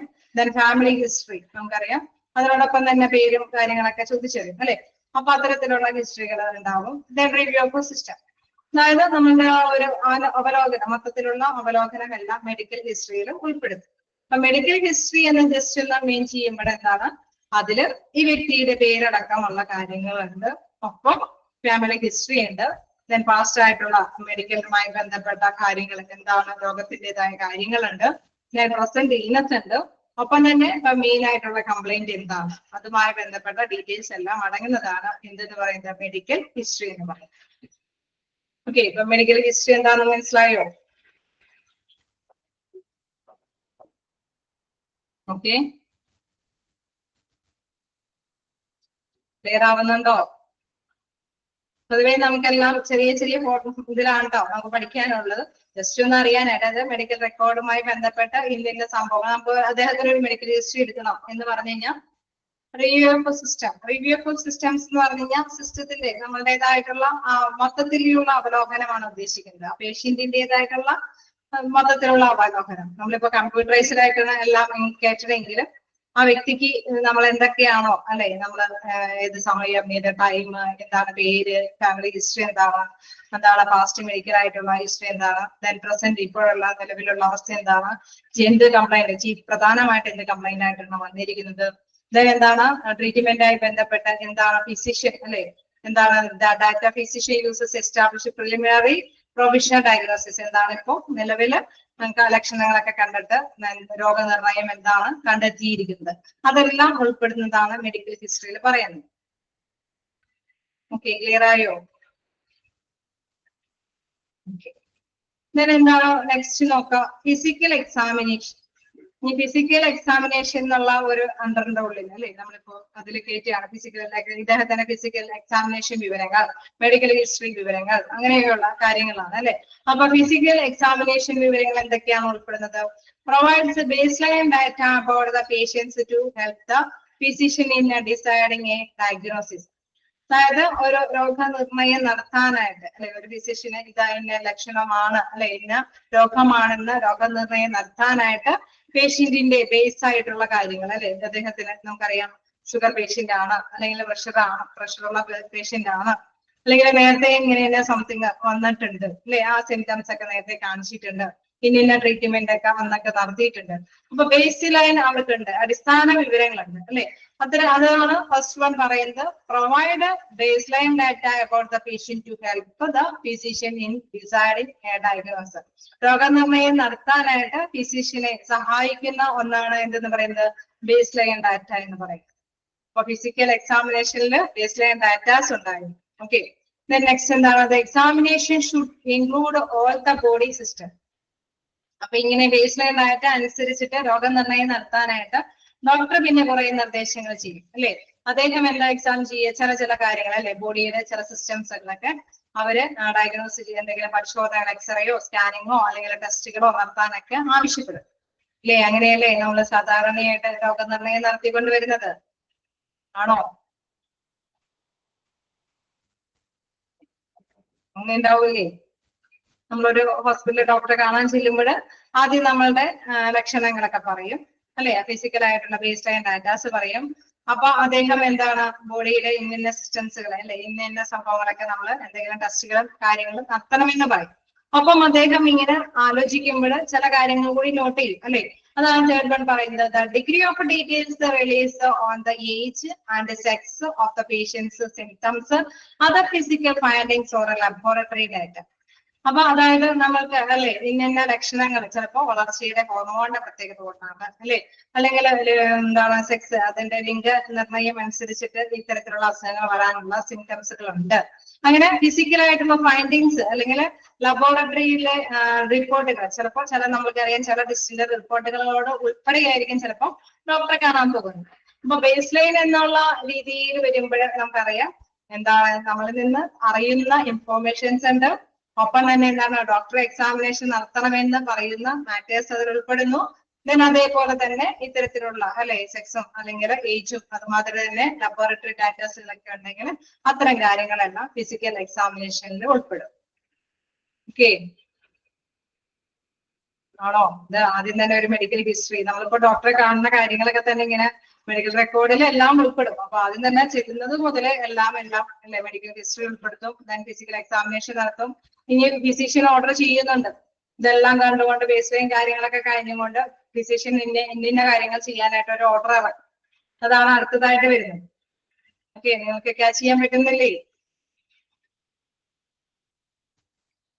ഹലോ ഉണ്ട്. ഓക്കെ, ലാസ്റ്റ് അവർ ആയിട്ടായിരിക്കും നിങ്ങൾ ഇങ്ങനെ കേട്ടിരുന്നു പോകുന്നത്. ഫിസിഷ്യൻ ഓർഡർ എന്താണ്, അദ്ദേഹം എന്താണ് ഇതെല്ലാം കേട്ടിരുന്ന എല്ലാം നോക്കി അല്ലെ മനസ്സിലാക്കി കഴിഞ്ഞതിന് ശേഷം ഒരു ഓർഡർ ഉണ്ടാക്കും. The written oral order constitute the attending physician's direction to nursing and auxiliary services and concerning all medication and treatments of the patient. അദ്ദേഹം എന്താ ചെയ്യാ, നമ്മള് ഫിസിഷ്യൻ എന്ത് ചെയ്യും, ഡയറക്റ്റ് ചെയ്യും നേഴ്സിനാണ് അല്ലെ, ഇന്ന റിപ്പോർട്ടുകളൊക്കെ പരിശോധിച്ച് അല്ലെ ഇന്ന ലക്ഷണങ്ങളൊക്കെ വെച്ചിട്ട് എക്സാമിൻ ചെയ്യാനായിട്ട് ചില ചെക്കപ്പ് ഒക്കെ നടത്താനൊക്കെ ആയിട്ട് പറയും. ദെൻ എക്സാമിൻ ചെയ്യുന്ന റിസൾട്ടുകളും എല്ലാം കൊണ്ട് എന്താണ് അവര് നേഴ്സിന്റെ അടുത്തേക്ക് അല്ലെ നേഴ്സിനോട് പറയും. അല്ലെങ്കിൽ ഓക്സിലറി സർവീസ് എന്ന് പറഞ്ഞാൽ അവരെ ഹെൽപ്പ് ചെയ്യുന്ന അസിസ്റ്റന്റ് നഴ്സുമാരെയൊക്കെ നിർദ്ദേശിക്കും. എന്താണ് ഈ വ്യക്തിക്ക് ഇന്ന മരുന്നുകൾ കൊടുക്കുക, ഇന്ന ട്രീറ്റ്മെന്റ് ഒക്കെ സ്റ്റാർട്ട് ചെയ്യാം അല്ലെ. അങ്ങനെയല്ലേ വരാറ്. നമ്മൾ കൊടുക്കുന്ന എവിഡൻസുകൾ പേഷ്യന്റ് ആയിട്ട് ചെല്ലുമ്പോൾ കൊടുക്കുന്ന ലക്ഷണങ്ങളും നമ്മൾ കൊടുക്കുന്ന ടെസ്റ്റ് റിസൾട്ടുകളും ഒക്കെ ജസ്റ്റ് ഡോക്ടറെ കാണിക്കും. അതൊക്കെ വെരിഫൈ ചെയ്തിട്ട് വീണ്ടും ഡോക്ടർ ചില കാര്യങ്ങളൊക്കെ എക്സാമിൻ ചെയ്യണമെന്ന് നിർദ്ദേശിക്കും. ടെസ്റ്റും കാര്യങ്ങളും അല്ലെങ്കിൽ സ്കാനിങ്ങും കാര്യങ്ങളൊക്കെ നടത്തണമെന്ന് നിർദ്ദേശിക്കും. ദെൻ വീണ്ടും അതിന്റെ റിസൾട്ട് കൂടി കിട്ടിയതിന് ശേഷമാണ് നമ്മൾ എന്താ ചെയ്യുക, നഴ്സുമാരെ അല്ലെങ്കിൽ ഓക്സിലിയറി സർവീസുമാരെയൊക്കെ അറിയിക്കുക ഇന്ന ട്രീറ്റ്മെന്റ് ഒക്കെ ഇവർക്ക് കൊടുക്കണം, ഇന്ന മെഡിസിൻസും അല്ലെങ്കിൽ ട്രീറ്റ്മെന്റ് ഒക്കെ സ്റ്റാർട്ട് ചെയ്യണം അല്ലെ. അങ്ങനെയല്ലേ നടക്കാറ്. അപ്പൊ അത് തന്നെയാണ് ഓർഡർ ആയിട്ട് തന്നെയാണ് പോകുന്നത്. മെഡിക്കൽ ഹിസ്റ്ററി നമ്മൾ കണ്ടു, ഫിസിക്കൽ എക്സാമിനേഷൻ കണ്ടു, ദെൻ ഫിസിഷ്യന്റെ ഓർഡർ കണ്ടു. ദെൻ നെക്സ്റ്റ് നോക്കാം പ്രോഗ്രസ് നോട്ട്സ്. ഇത്തരത്തിലുള്ള കാര്യങ്ങൾ ചെയ്തതിനു ശേഷം ഇദ്ദേഹം ആ രോഗത്തിനോടൊക്കെ പ്രതികരിക്കുന്നുണ്ടോ എന്നുള്ള കാര്യങ്ങള് അപ്പൊ മെഡിക്കൽ റെക്കോർഡിൽ ഇതെല്ലാം ഉൾപ്പെടുത്തി പോകണം കേട്ടോ. ഫസ്റ്റ് തുടങ്ങിയുള്ള കാര്യങ്ങളൊക്കെ ഉൾപ്പെടുത്തി പോകണം. ഓക്കെ, ദെൻ ഓറൽ മീൻ എന്ന് പറഞ്ഞാൽ വായ കൊണ്ട് നമ്മൾ സാധാരണ സ്വമേധയാ റിട്ടേൺ അല്ലാത്ത രീതിയിൽ സംസാരിക്കുക എന്നുള്ള പറഞ്ഞു തന്നെ മനസ്സിലാക്കുക എന്നുള്ള രീതി. It is related to cause of the patient illness, response to treatment and status on discharge. അതായത് പ്രോഗ്രസ് നോട്ടിൽ എന്താണ് പ്രധാനമായിട്ടും ഇവിടെ ഓറൽ പറയുന്നുണ്ടല്ലേ. റിട്ടൺ ഓറൽ ഓർഡേഴ്സ്, അതായത് ഞാൻ നെക്സ്റ്റ് ഇതിലായിരിക്കും എന്ന് വിചാരിച്ചിട്ടാണ് കടന്നു പോയത്. അതായത് റിട്ടൺ നമ്മൾക്കറിയാം ഡോക്ടേഴ്സ് എഴുതി കുറിച്ച് കൊടുക്കും നേഴ്സിനോട് ഇന്ന ട്രീറ്റ്മെന്റ് സ്റ്റാർട്ട് ചെയ്യുക, ഇന്ന കാര്യങ്ങളൊക്കെ ചെയ്തു തുടങ്ങാം. അതല്ലെങ്കിൽ വായം കൊണ്ടല്ലേ ഓറലി ആയിട്ട് പറഞ്ഞ് മനസ്സിലാക്കുക അല്ലെ നമ്മള് നേഴ്സിനോട് ഇന്ന മെഡിസിൻ എടുത്താൽ മതി. നമുക്കറിയാം മിക്കപ്പോഴും എല്ലായ്പ്പോഴും എഴുതി തന്നെ ഡോക്ടറെ കൊടുക്കുക തന്നെയല്ല ചെയ്യുന്നത്, വായം കൊണ്ട് നേരിട്ട് പറഞ്ഞ് തന്നെ നേഴ്സിനോട് ഇന്ന ട്രീറ്റ്മെന്റ് സ്റ്റാർട്ട് ചെയ്യാം, ഇദ്ദേഹത്തിന്റെ ഹിസ്റ്ററി ഒക്കെ വായിച്ചു നോക്കിയിട്ട് അല്ലെങ്കിൽ ഇന്ന ടെസ്റ്റ് റിസൾട്ട് ഒക്കെ നോക്കിയിട്ട് ഇന്നതിന്റെ ലക്ഷണമാണ്, അപ്പൊ നമുക്ക് ഈ മെഡിസിൻ സ്റ്റാർട്ട് ചെയ്യാം അല്ലെ. അങ്ങനെയാണ് നമ്മൾ സാധാരണ കാണുന്നത് അല്ലെ. അത് തന്നെയാണ് ഇവിടെ ജസ്റ്റ് പറഞ്ഞു പോയത്. ഓക്കെ, ക്ലിയർ ആണോ?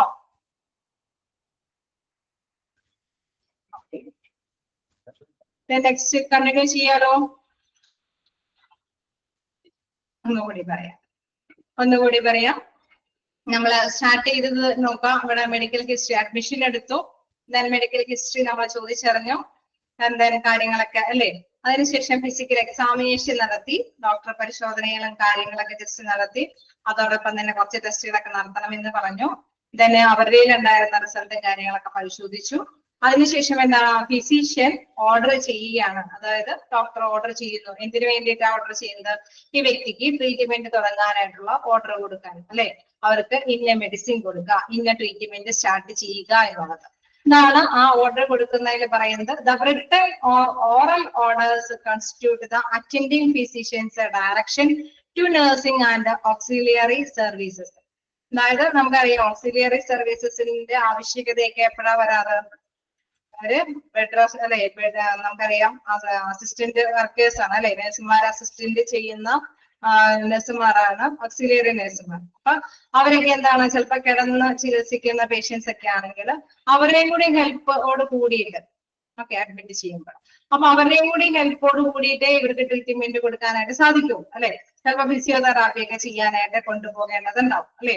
ചിലപ്പോൾ നമുക്കറിയാം എന്തെങ്കിലും, അല്ലെ, അങ്ങനത്തെ അദ്ദേഹത്തിന്റെ എല്ലാ ട്രീറ്റ്മെന്റിനും ചിലപ്പോൾ നഴ്സുമാരെ കൊണ്ട് മാത്രം കൈകാര്യം ചെയ്യാനായിട്ട് സാധിക്കില്ല. അപ്പൊ ഇത്തരത്തിലുള്ള നഴ്സുമാർക്കും എന്താണ് ഇത്തരത്തിലുള്ള നിർദ്ദേശങ്ങൾ ഡോക്ടർ കൊടുക്കും. നിങ്ങൾ ഇന്ന സമയത്ത്, അല്ലെ, ഇന്ന മെഡിസിൻ ആയിട്ട് കൊടുക്കാനായിട്ട് ശ്രമിക്കുക, ഇന്ന, അല്ലെങ്കിൽ ഫിസിയോതെറാപ്പിസ്റ്റ് വരുമ്പോൾ ഇന്ന കാര്യങ്ങളൊക്കെ ചെയ്തു കൊടുക്കാം. നമുക്കറിയാമല്ലേ, അങ്ങനെയുള്ള കിടപ്പ് രോഗികളൊക്കെയാണുള്ളത്. അപ്പൊ അങ്ങനെ ഫിസിഷ്യന്റെ ഓർഡർ ആണ് ഇവിടെ പറയുന്നത്.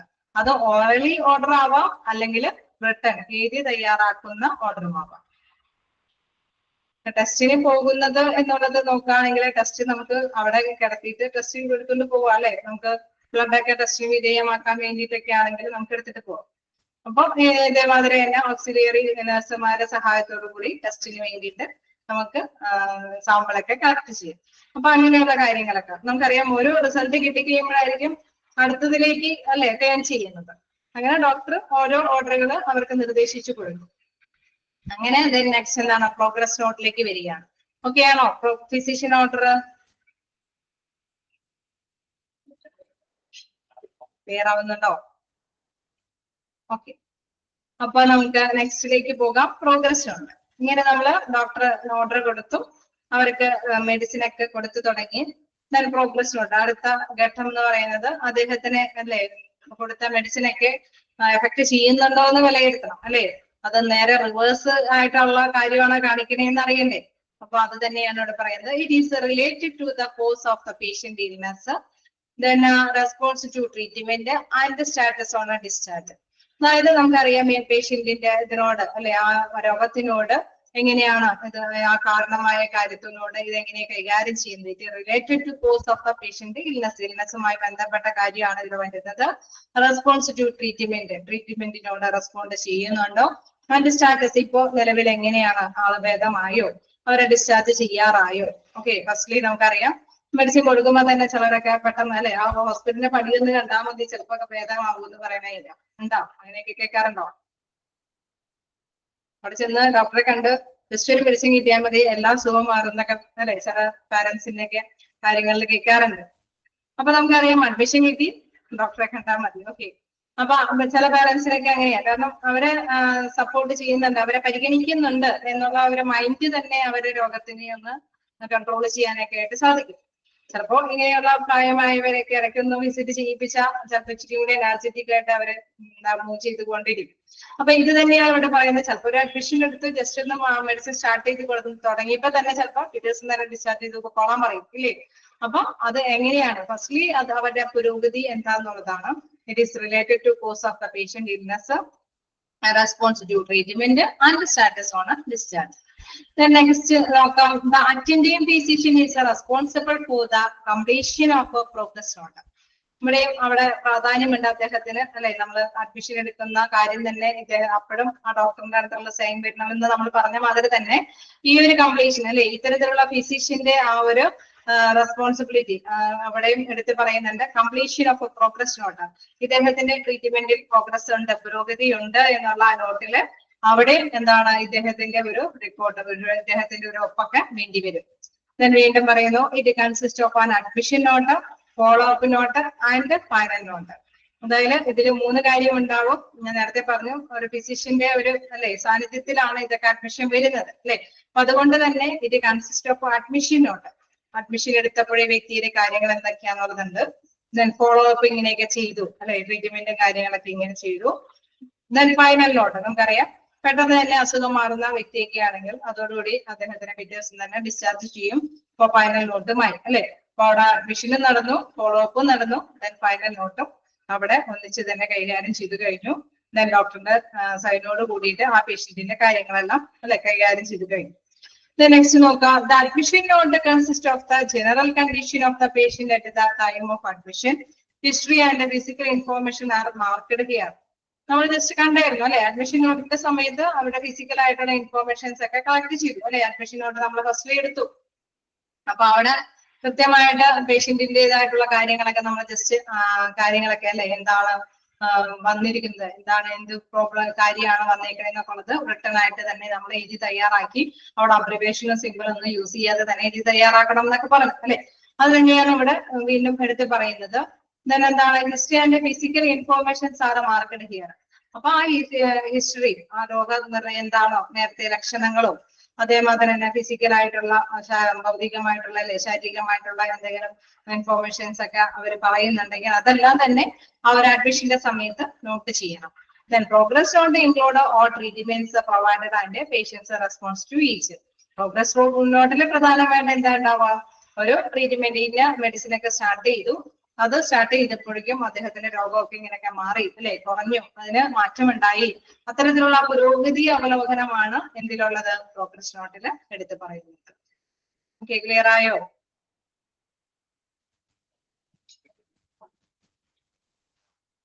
ജസ്റ്റ് വായിച്ചു നോക്കാം. പ്രോഗ്രസ് നോട്ടിൽ എന്തൊക്കെ ഇൻക്ലൂഡ് ചെയ്തെന്നൊക്കെ ഇടയ്ക്ക് ക്വസ്റ്റ്യൻ കാണാറുണ്ട്. ഈ പറഞ്ഞ മെഡിക്കൽ ഇതിലൊക്കെ ജസ്റ്റ് കാണാറുണ്ട്. മെഡിക്കൽ ഹിസ്റ്ററിയിൽ എന്തൊക്കെ ഇൻക്ലൂഡ് ഉണ്ട് അല്ലെ, എന്തൊക്കെ കാര്യങ്ങളാണ് ഇൻക്ലൂഡ് ചെയ്യുന്നത്. ചീഫ് കംപ്ലൈന്റ് ഉണ്ട്, present illness, past medical histories, family history ഒക്കെ മെഡിക്കൽ ഹിസ്റ്ററിയിൽ കാണിക്കുന്നുണ്ട്. ഓക്കെ, അതേമാതിരി തന്നെ പ്രോഗ്രസ് നോട്ടിൽ എന്തൊക്കെ കാണിക്കുന്നുണ്ട് എന്നുള്ളതുണ്ട്. then അതിൽ ഇമ്പോർട്ടന്റ് ആയിട്ടുള്ള ഒരു സെന്റൻസ് ആണ്, it consist of an admission note, follow up note and final note അല്ലെ. അത് മൂന്നും തന്നെ അതിൽ ഉൾപ്പെടുന്നതാണ്, ഇതില് പ്രോഗ്രസ് നോട്ടിൽ ഉൾപ്പെടുന്നതാണ്. പോയിന്റ്സ് ഒക്കെ ജസ്റ്റ് നോട്ട് ചെയ്യാം.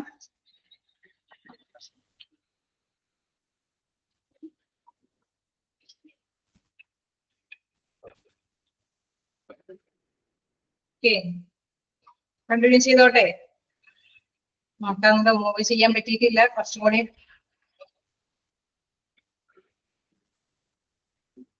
അതില് പ്രത്യേകിച്ച് ഒന്നുമില്ല. എല്ലാം ഇന്നലെ മെഡിക്കൽ നിങ്ങൾക്ക് അറിയാവുന്ന മാറ്റേഴ്സ് ഒക്കെ തന്നെയാണ്. മെഡിക്കൽ ഹിസ്റ്ററിയിൽ എന്തൊക്കെ ഉൾപ്പെടാം, അതേമാതിരി തന്നെ ഫിസിക്കൽ അല്ലെ, ചെറിയ ചെറിയ ക്വസ്റ്റ്യൻസ് ഒക്കെയാണ് പൊതുവെ കാണാറുള്ളത്. പിന്നെ ഫിസിഷ്യന്റെ ഓർഡർ അതൊക്കെ ജസ്റ്റ് വായിച്ചാൽ മതി, എപ്പോഴും കാണാറില്ല. പൊതുവെ കാണുന്ന 1-2 ക്വസ്റ്റ്യൻസ് ഇതാണ്. പ്രോഗ്രസ് നോട്ടില് എന്തൊക്കെയാണ് ഉൾപ്പെടുന്നത്, തന്നെ എന്താണ് മെഡിക്കൽ ഹിസ്റ്ററിയിൽ എന്തൊക്കെ ഉൾപ്പെടുന്നുണ്ട്, തന്നെ പ്രോഗ്രസ് നോട്ടില് പ്രധാനമായിട്ട് കൺസിസ്റ്റ് ചെയ്യുന്നത് admission note, follow up note, final note. ഇതും ഈ പോയിന്റ്സ് കാണാറുണ്ട് കേട്ടോ. ഇത് മൊത്തത്തില് പേഷ്യൻസിന്റെ ഇൽനെസ്, റെസ്പോൺസ്, ട്രീറ്റ്മെന്റ് ഒക്കെ പ്രോഗ്രസ് നോട്ടിൽ കാണാറുണ്ട്. അതേമാതിരി തന്നെ ഇങ്ങനെയും കാണാറുണ്ട്, admission note, follow up note, final note അല്ലെ. നമുക്ക് അതെല്ലാം ഇൻക്ലൂഡ് ചെയ്യാറുണ്ട്. പാത്തോളജി റിപ്പോർട്ട് കണ്ടിന്യൂ ചെയ്തോട്ടെ.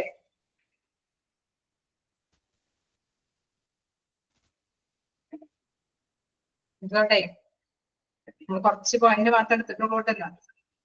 Pathology notes, okay. Pathology notes നോക്കാം, സോറി പാത്തോളജി റിപ്പോർട്ട്സ് നോക്കാം. Microscopic and microscopic and macroscopic description of a tissue expelled removed from a patient during time of surgery or a specialized procedure, biopsy, to supply tissue for a pathological analysis. Analyse ചെയ്യാനായിട്ട് pathological ആയിട്ടുള്ള analysis നമുക്കറിയാം.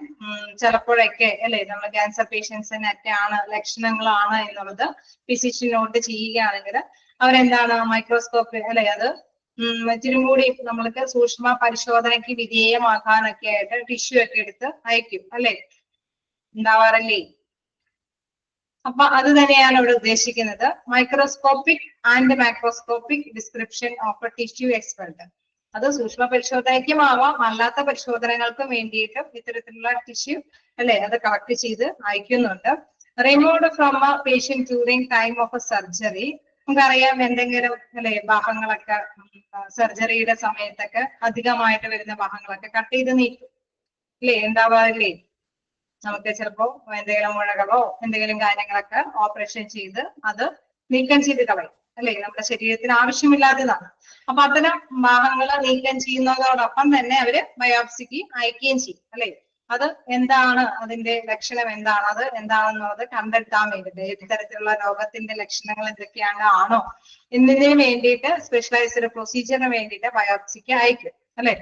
അപ്പൊ അത്തരത്തിലുള്ള കാര്യങ്ങൾ pathology റിപ്പോർട്ടിലാണ് അത്തരത്തിലുള്ള കാര്യങ്ങളൊക്കെ report ചെയ്യേണ്ടത്. അത്രയേ ഉള്ളൂ. അതായത് ഇങ്ങനെ നമ്മൾ ഡയഗ്നോസിസും കാര്യങ്ങളൊക്കെ ചെയ്യുന്നതോടൊപ്പം തന്നെ ചില ഭാഗങ്ങളൊക്കെ അധികമായതുകൊണ്ട് അല്ലെ, നമ്മുടെ ശരീരത്തിന് വേണ്ടാത്ത കുറെ കാര്യങ്ങളൊക്കെ ഉണ്ടെങ്കിൽ, മുഴകളും സംഭവങ്ങളൊക്കെ ഉണ്ടെങ്കിൽ അത് ഓപ്പറേറ്റ് ചെയ്ത് നീക്കം ചെയ്യേണ്ടതുണ്ട്. അതോടൊപ്പം തന്നെ അത് ടെസ്റ്റിന് അയക്കേണ്ടതുണ്ട്. അത്തരത്തിലുള്ള ടിഷ്യൂകളൊക്കെ ബയോപ്സിക്ക് അയക്കേണ്ടതുണ്ട്. ദെൻ അതെല്ലാം എന്താണ് അവർക്ക് അയക്കുന്നതോടൊപ്പം തന്നെ പാത്തോളജി റിപ്പോർട്ടിൽ അത് റിപ്പോർട്ട് ചെയ്യുകയും വേണം. നമുക്കറിയാം മെഡിക്കൽ റിപ്പോർട്ടിൽ അപ്പൊ പാത്തോളജിക്കൽ സെക്ഷൻ അല്ലെ, ആ ഒരു റിപ്പോർട്ടിന്റെ അണ്ടറിൽ ഇത്തരത്തിലുള്ള കാര്യങ്ങളെല്ലാം നമ്മൾ കറക്റ്റ് ആയിട്ട് തന്നെ അപ്ഡേറ്റ് ചെയ്ത് കയറ്റുകയാണ് ചെയ്യുന്നത്. ദെൻ അതേപോലെ തന്നെ റേഡിയോളജി റിപ്പോർട്ട്. ഇപ്പൊ നമ്മൾ രോഗനിർണയത്തിന്റെ കാര്യങ്ങളിലേക്ക് വരികയാണ് അല്ലെ. നമ്മൾ ജസ്റ്റ് ഒരു ദിവസം വന്ന് കിടന്ന് പേഷ്യന്റിനെ കുറിച്ചൊക്കെ പറഞ്ഞ് നമ്മൾ പോയി, അവര് ഡിസ്ചാർജ് ചെയ്ത് പോയി. പക്ഷെ അല്ലാത്ത പേഷ്യൻസ് അവിടെ കിടപ്പുണ്ട് അല്ലെ. ഓൾറെഡി ഒരു ദിവസം വന്നും അല്ലാതെ തന്നെ വീണ്ടും നിൽക്കുന്ന ചികിത്സയുമായിട്ടൊക്കെ ഉള്ള പേഷ്യൻസ് ഉണ്ട്. അവര് അല്ലെങ്കിൽ ഇടയ്ക്കിടയ്ക്ക് വിസിറ്റ് ചെയ്ത് വന്നിട്ടും അവരുടെ രോഗം മാറാത്ത പേഷ്യൻസ് ഒക്കെ ഉണ്ടാവും. അപ്പൊ അവരെയൊക്കെ അഡ്മിറ്റ് ചെയ്ത് നമ്മൾ ഓരോ രോഗനിർണയമൊക്കെ നടത്തും. അങ്ങനെ രോഗനിർണയം നടത്തുന്നതിനോടൊപ്പം തന്നെയാണ് ഇത്തരത്തിലുള്ള റിപ്പോർട്ടുകൾ വരുന്നത്. Pathology report, then radiology reports. എന്താണ് റേഡിയോളജി സെക്ഷനിൽ വരുന്നത്? എന്തെങ്കിലുമൊക്കെ വരുമോ റേഡിയോളജി ഒക്കെ പഠിച്ചിട്ട്? റേഡിയോളജി ഒക്കെ പഠിക്കാൻ കേട്ടോ. ഓക്കെ, സ്കാനുകൾ അല്ലെ, വ്യത്യസ്ത തരത്തിലുള്ള സ്കാനിങ്ങുകളൊക്കെ വരും. നമുക്ക് അസുഖങ്ങൾ വരുമ്പോഴാണ് നമ്മൾ അതിലേക്കൊക്കെ പോകുന്നത് അല്ലെ. നമ്മുടെ കാര്യങ്ങളിലൊക്കെ എക്സ്റേ വരുന്നുണ്ട്, സ്കാനിങ്ങുകൾ വരുന്നുണ്ട്. അതായത് അത് പലതരത്തിലുള്ള എക്സ്റേകളുണ്ട്. സ്കാനിങ്ങുകളൊക്കെ നമുക്ക് വേറെ അല്ലെ, നമ്മൾ ആ ഒരു വിഭാഗത്തിലേക്ക് ഉൾപ്പെടുത്തി തന്നെ നോക്കാം. Include X-ray, radiology scanning, thermography, xerography and ultrasonography. അതായത് വ്യത്യസ്ത തരത്തിലുള്ള ഇതുകളാണ്, അതായത് ടെസ്റ്റിംഗ് കാര്യങ്ങളാണ് ഇതിൽ ഉൾപ്പെടുന്നത്. അത് ആ റിപ്പോർട്ടുകളെല്ലാം തന്നെ എവിടെ എത്തിക്കണം? റേഡിയോളജി റിപ്പോർട്ടിന്റെ അണ്ടറിലാണ് എത്തിക്കേണ്ടത്. ഇതും ഇടയ്ക്കൊക്കെ ചോദിക്കാറുണ്ട് കേട്ടോ. ഇപ്പൊ എക്സ്റേ റിപ്പോർട്ട് അല്ലെങ്കിൽ സ്കാനർ റിപ്പോർട്ട് അതൊക്കെ എവിടെയാണ് റിപ്പോർട്ട് ചെയ്യേണ്ടത്? എവിടെയാണ് റിപ്പോർട്ട് ചെയ്യുന്നത്? റേഡിയോളജി വിഭാഗത്തിലാണ് റിപ്പോർട്ട് ചെയ്യേണ്ടത്. ഓക്കെ, അപ്പൊ പാത്തോളജി റിപ്പോർട്ട് എന്താണ് നോക്കിയായി, റേഡിയോളജി റിപ്പോർട്ട്, സ്റ്റിറോഗ്രാഫി അതായത് അതെന്ന് പറയുന്നതും ഈ ഒരു തരത്തില് കുറച്ചും കൂടി അൾട്രാസൗണ്ട് കൂട്ടിയതായിട്ടുള്ള സംഭവങ്ങൾ. നമുക്ക് കുറച്ചല്ലേ കീമോതെറാപ്പി പോലെയുള്ള കാര്യങ്ങളൊക്കെ, റേഡിയേറ്റീവ് ആയിട്ടുള്ള കാര്യങ്ങളൊക്കെ ചെയ്യുന്നതിന് മുമ്പ് തന്നെ ഇത്തരത്തിലുള്ള ടെസ്റ്റിംഗ് സ്കാനിങ്ങും കാര്യങ്ങളൊക്കെ നടത്തും. ഓക്കെ, അപ്പൊ ആ ഒരു ഇതിലൂടെ നമുക്ക് കൃത്യമായിട്ട് തന്നെ അവർക്ക് ഡോക്ടേഴ്സിന് മനസ്സിലാക്കിയെടുക്കാനൊക്കെ ആയിട്ട് സാധിക്കും.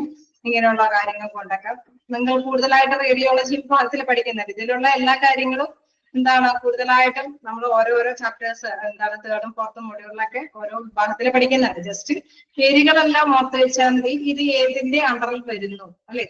ഇതൊക്കെ റേഡിയോളജി റിപ്പോർട്ടിന്റെ ഇതിലേക്കാണ് വരുന്നത്. ഇതിന് ഓരോന്നിനും പഠിക്കാനുണ്ട് കേട്ടോ. എക്സ്റേയുടെ കാര്യങ്ങൾ പഠിക്കാനുണ്ട്, CT സ്കാൻ, MRI സ്കാൻ, അങ്ങനെയുള്ള കാര്യങ്ങളൊക്കെ ഉണ്ട്. പക്ഷെ ഇതിലതൊന്നും ഉൾപ്പെടുത്തിയിട്ടില്ല. ജസ്റ്റ് ഇത്തരത്തിലുള്ള മാറ്റേഴ്സുകൾ അല്ലെ. ഇതെല്ലാം റിപ്പോർട്ട് ചെയ്യേണ്ടത് എവിടെയാണ്? റേഡിയോളജി റിപ്പോർട്ടിലാണ്. ഓക്കെ, ക്ലിയർ ആണോ?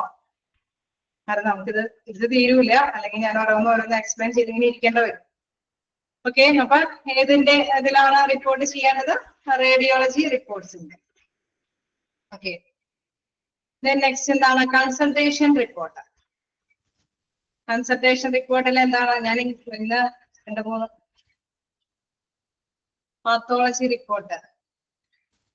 പാത്തോളജി റിപ്പോർട്ട് എന്ന് പറയുമ്പോൾ എന്തെങ്കിലും ഒരു ജസ്റ്റ് ഒന്ന് മനസ്സിലാക്കിയാൽ മതി. ഏതെങ്കിലും ഒക്കെ ഒരു ഓപ്പറേഷൻ അല്ലെ, നമ്മളിപ്പോ എന്തെങ്കിലും മുഴകളും കാര്യങ്ങളൊക്കെ ഉണ്ടെങ്കിൽ അതുമായി ബന്ധപ്പെട്ട ഓപ്പറേഷൻ ചെയ്തിട്ട് അത് അല്ലെ അതിന്റെ രോഗനിർണയം എന്താണെന്ന് കണ്ടെത്താൻ വേണ്ടിയിട്ട് ബയോപ്സിക്ക് അയക്കും അല്ലെ. അത്തരത്തിലുള്ള കാര്യങ്ങൾക്ക് നമ്മൾ ടിഷ്യൂ ഒക്കെ എടുത്ത് ബയോപ്സിക്ക് അയക്കുമ്പോൾ അതിന്റെ റിപ്പോർട്ടും കാര്യങ്ങളൊക്കെ എവിടെ ഉൾപ്പെടുത്തണം? പാത്തോളജി വിഭാഗത്തിലാണ് ഉൾപ്പെടുത്തുക. മനസ്സിലായോ? അത്രയും ജസ്റ്റ് മനസ്സിലാക്കിയാൽ മതി. കൂടുതൽ ഡീറ്റെയിലേക്ക് ഓരോന്നിലും പഠിക്കാനുണ്ട്. ഓരോ വിഭാഗത്തിന് നിങ്ങളിപ്പോ പഠിച്ചുകൊണ്ടിരിക്കുന്ന എല്ലാം തന്നെ സെക്ഷൻ ആയിട്ട് നമ്മൾ പഠിക്കാനുണ്ട്. നിങ്ങൾ തേർഡും ഫോർത്തും മോഡുകൾ കഴിഞ്ഞ് കഴിയുമ്പോൾ നിങ്ങൾക്ക് അത് മനസ്സിലാവും ഒരു ഒത്തിരി പഠിക്കാൻ അല്ലെ ഇത്രയും വിശദമായിട്ട് തന്നെ ഇത് പഠിച്ചു പോകുള്ളൂ എന്ന്. നമുക്ക് നെക്സ്റ്റ് നോക്കാം കൺസൾട്ടേഷൻ റിപ്പോർട്ട്. എന്താണ് കൺസൾട്ടേഷൻ റിപ്പോർട്ടിൽ വരുന്നത്? It includes an opinion of a patients condition by a specialized physician other than these opinion dependent upon the review of the patient's and medical record and examination of attending physician, the patient, and conferencing with the attending physician. അതായത് നമ്മൾ കൺസൾട്ടേഷന് പോകുമ്പോൾ ഡോക്ടറിന്റെ കൺസൾട്ടേഷന് നമ്മൾ പോകുമ്പോൾ എന്താണ് രോഗനിർണയം നടത്താൻ വേണ്ടിയിട്ട് അല്ലെങ്കിൽ നമ്മുടെ അസുഖം ഭേദമാകാൻ വേണ്ടിയിട്ടാണ് നമ്മൾ കൺസൾട്ടേഷന് വേണ്ടിയിട്ട് ഡോക്ടറെ കാണാൻ പോകുന്നത് അല്ലെ. അപ്പൊ കൺസൾട്ടേഷന്റെ റിപ്പോർട്ടിന്റെ ഉള്ളിൽ എന്താണ് അതുമായി ബന്ധപ്പെട്ട ഡീറ്റെയിൽസ് ആയിരിക്കും പൊതുവെ ഉണ്ടാകുന്നത് അല്ലെ. It includes opinion of patient's condition by specialised physician അല്ലെ. അദ്ദേഹത്തിന്റെ ഒരു നമ്മളുടെ അണ്ടറിൽ രോഗനിർണയത്തിന് വേണ്ടിയിട്ട് വന്നിരിക്കുന്ന പേഷ്യന്റിന്റേതായിട്ടുള്ള കണ്ടീഷൻ നമ്മൾ ഫിസിഷ്യൻ എക്സാമിൻ ചെയ്തിട്ട് എന്താണ് കണ്ടീഷനാണ് മനസ്സിലാക്കിയെടുത്തത്. പിന്നെ എന്തുകൊണ്ട് ഞാൻ മനസ്സിലാക്കുന്നത് this opinion is depending upon the review of patient's medical record. നമ്മളിപ്പോ നേരത്തെ അല്ലെ ഒരു കഴിഞ്ഞ ആഴ്ച വന്ന് അല്ലെങ്കിൽ കഴിഞ്ഞ മാസം വന്ന ഒരു വ്യക്തിയാണ്. ദെൻ അദ്ദേഹത്തിന്റെ മെഡിക്കൽ റിപ്പോർട്ടിൽ അദ്ദേഹത്തിന്റെ നേരത്തെയുള്ള ഡീറ്റെയിൽസ് കാര്യങ്ങളും ഉണ്ടാകില്ലേ?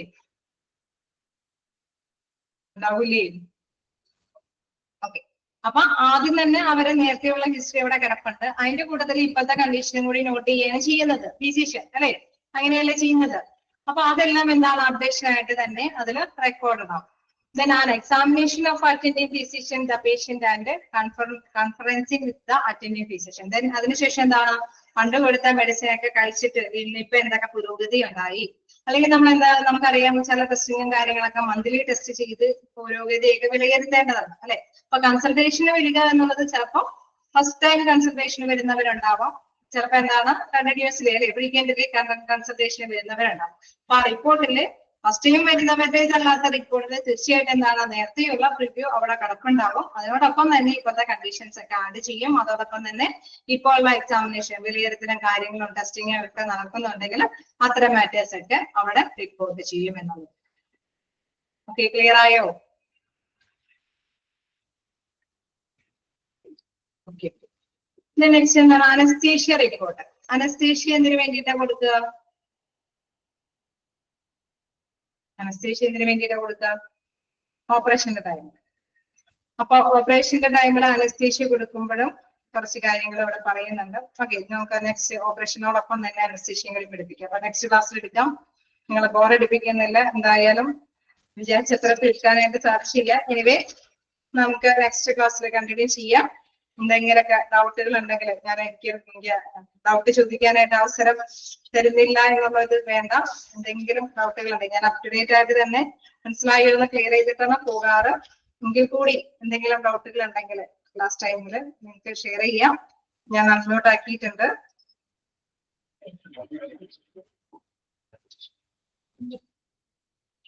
അതിനെ നമ്മൾ പ്രോഗ്രസ് നോട്ട് വരെയാണ് അല്ലെ നമ്മുടെ ജസ്റ്റ് ഒന്ന് എന്തെങ്കിലും നോട്ട് ചെയ്യേണ്ട കാര്യങ്ങളൊക്കെ പറഞ്ഞത്. പാത്തോളജി റിപ്പോർട്ടിലും നമുക്കറിയാം വ്യത്യസ്തമായിട്ടുള്ള അല്ലെ ബയോപ്സിക്ക് അയക്കുന്ന കാര്യങ്ങളൊക്കെ എന്തിനാണ് വിടുന്നത്? പാത്തോളജി റിപ്പോർട്ടിലാണ് വിടുന്നത് അല്ലെ. അപ്പൊ അത്തരം കാര്യങ്ങളും കൂടി വന്നത് അത് ആ പോയിന്റിൽ നിന്ന് കറക്റ്റ് ആയിട്ട് തന്നെ നോട്ട് ചെയ്യാം. Pathological analysis, supply of tissue for pathological and അല്ലെ അങ്ങനെയുള്ള ഓരോ ക്വസ്റ്റ്യൻസ് ഒക്കെ നമ്മള് ടിഷ്യൂ ഒക്കെ പാത്തോളജിക്കൽ ഇതിന് വേണ്ടിയിട്ട് എക്സാമിനേഷന് വേണ്ടിയിട്ട് അയക്കുന്നുണ്ടെങ്കിൽ അത് എവിടെയാണ് റിപ്പോർട്ട് ചെയ്യേണ്ടത്? പാത്തോളജി റിപ്പോർട്ടിൽ തന്നെ റിപ്പോർട്ട് ചെയ്യണം എന്നുള്ളത്. ഞാൻ അതേമാതിരി തന്നെ റേഡിയോളജി വിഭാഗത്തില് അല്ലെ അതിന്റെ അണ്ടറിൽ എന്തൊക്കെ റിപ്പോർട്ട്സ് ആണ് പ്രധാനമായിട്ട് ഉണ്ടാകുന്നത്. ചിലപ്പോൾ വേണമെങ്കിൽ നമുക്കറിയാം ഒരു സ്കാനിങ് അല്ലെങ്കിൽ എക്സ്റേ റിപ്പോർട്ട് അത് ഏത് കൊല്ലത്തെയാണെങ്കിലും ഇന്ന പേഷ്യന്റിന്റെ ഇന്ന എക്സ്റേ റിപ്പോർട്ടുകൾ ഉണ്ടോ അല്ലെങ്കിൽ ഈ ഏതെങ്കിലും അല്ലെ റേഡിയോ ആക്റ്റീവിന്റെ സ്കാനിങ്ങിന്റെ റിപ്പോർട്ടുകൾ ഉണ്ടോ അപ്പൊ ആ വിഭാഗത്തിൽ പോയി ഇന്ന ടൈമൊക്കെ ആണെങ്കിൽ അത് പെട്ടെന്ന് തന്നെ അവർക്ക് നേടിയെടുക്കാനായിട്ട് സാധിക്കും അല്ലെ. അപ്പൊ അത്തരത്തിലുള്ള എല്ലാ റിപ്പോർട്ടും എന്താണ് ഇതിനോടൊപ്പം തന്നെ കൂട്ടിച്ചേർക്കേണ്ടതുണ്ട്. അപ്പൊ അത്തരം കാര്യങ്ങള് പോയിന്റ് ഒക്കെ ഇടയ്ക്ക് ചോദിച്ചു കാണാറുണ്ട്. Okay,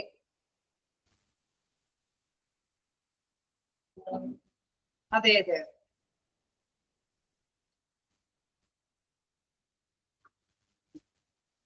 okay. Okay, thank you. Next ക്ലാസ്സിൽ കാണാല്ലേ. എന്തെങ്കിലും വേറെ ഡൗട്ടുകളുണ്ടോ?